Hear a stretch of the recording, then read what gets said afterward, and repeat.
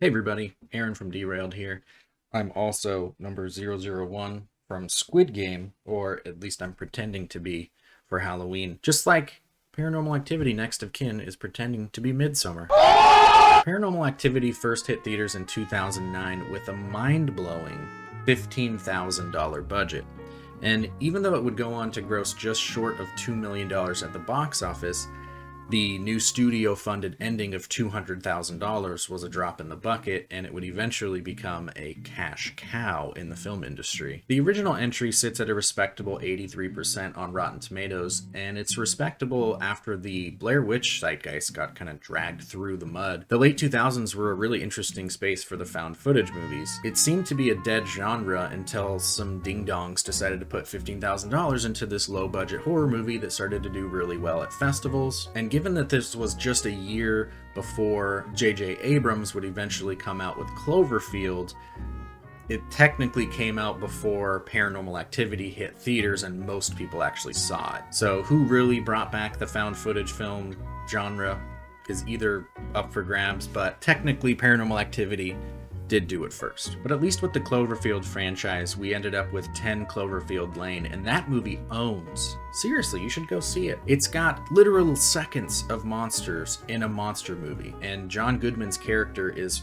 organically terrifying, and it ties into the bigger Cloverfield story in a really interesting way. So after 14 years and 7 movies, what does the Paranormal Activity franchise give us? A really shockingly awful movie that completely ignores the fact that it's found footage at times, and tries to use inspiration from top-tier horror movies in some of the laziest ways that I've ever seen. Midsummertivity wants so badly to be a Ari Aster movie that it kind of makes me sad, honestly. Obviously, full spoilers for Paranormal Activity Next of Kin, but I'm going to do my best to not spoil anything for Midsommar. I'm going to be pointing out a lot of the similarities between the two films, but it's by no means all of them. If I missed one that you think should be in there, let me know in the comments below.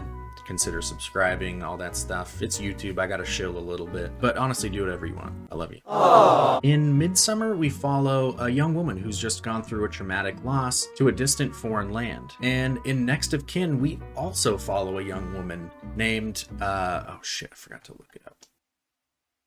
Margot. Literally watched the whole movie and did not realize that. And in Next of Kin, we also follow a young woman named Margot who, in a search for her estranged and dead mother Sarah, goes to an Amish community where her mother used to live. It's here that we get a really dumb excuse for it being a found footage movie, as she's going to do all this for a documentary. She brings her boyfriend slash cameraman and sound guy slash comedic relief, and I just have to say how hard it was to write the word comedic next to that guy's description, because the jokes in this movie are like if the acronym texting lingo SMH stood for smashing my hand with a hammer repeatedly would be funnier than that joke. Or SMHWHR WBFTTJ. Feel free to use that next time someone sends you a TikTok with the preface, "Get ready to laugh." In Midsommar, the community our protagonists are staying with are odd because they aren't a common, well-known sect of people. It's laid out in the story that these people are very secluded and hold their own belief systems, customs, and manners. This leads to a lot of social interactions where the outsiders are us, and we don't want to be rude, but it's unsettling to see how these people operate on a day-in, day-out basis. In the Next of Kin, it's scary because they're Amish. Amish weird and different. Amish use candle, not light bulb. Amish stare into camera, ominously. I tried to make an Amish ominously joke. You're welcome.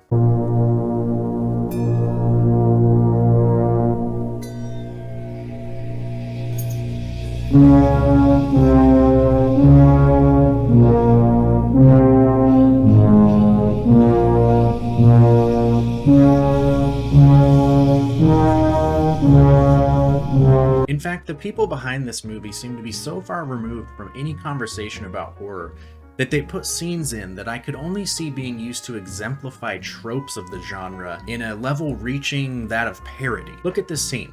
Creepy child brushes creepy doll's hair while speaking in one-word answers, while the main character probes for answers in her off time. At least this shot is framed as if it could be a documentary. Another glaring issue with this trash heap is that yes, it's not found footage, it's a documentary, but then with one camera guy explain this scene.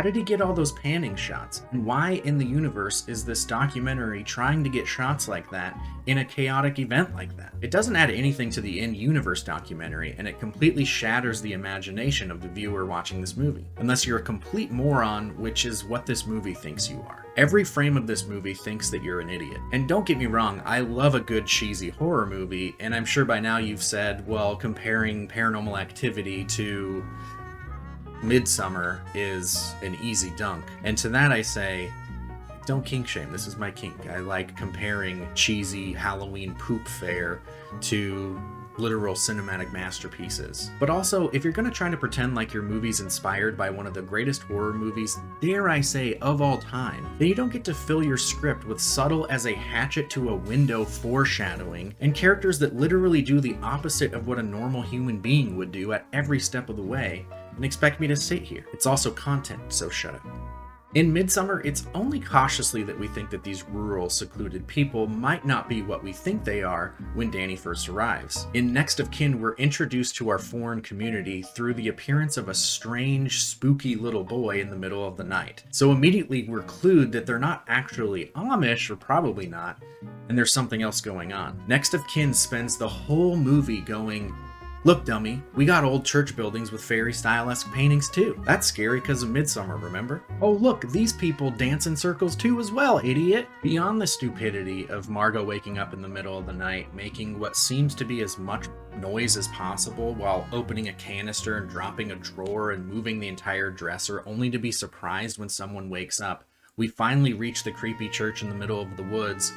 And do horror movie characters go into creepy buildings? Of course, all the time. But where I draw the line is when Margot decides to dabble in spelunking for the first time, because why not?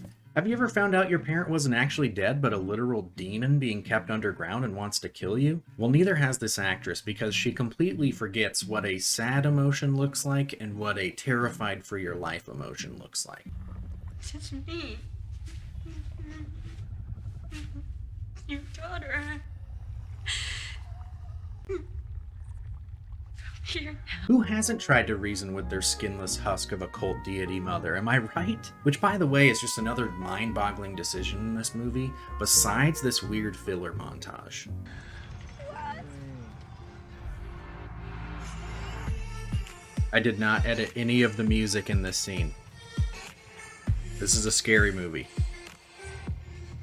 Whose decision was that? You've set the precedent very early on that your audience had little mush brains. So why are you trying to create what I know the writers think is a profound moment where the main character has to reconcile with the loss of her parent, and even though she's decrepit in a shell of her former self, she defies human instinct because of their relationship? No, no, no, no. Fuck you. You do not get to do that.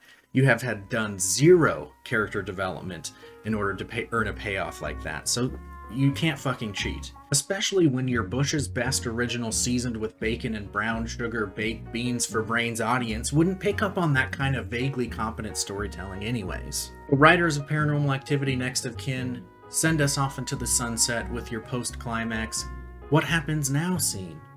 Oh, you're just gonna have a demon mind possess another useless character so he can mind control the police showing up onto the scene into shooting themselves? Also, he can steal a police car and drive away?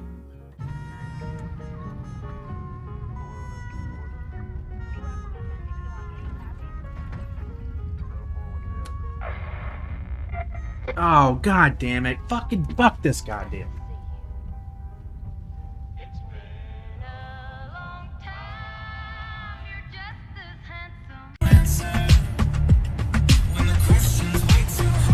Yeah, this is the actual music.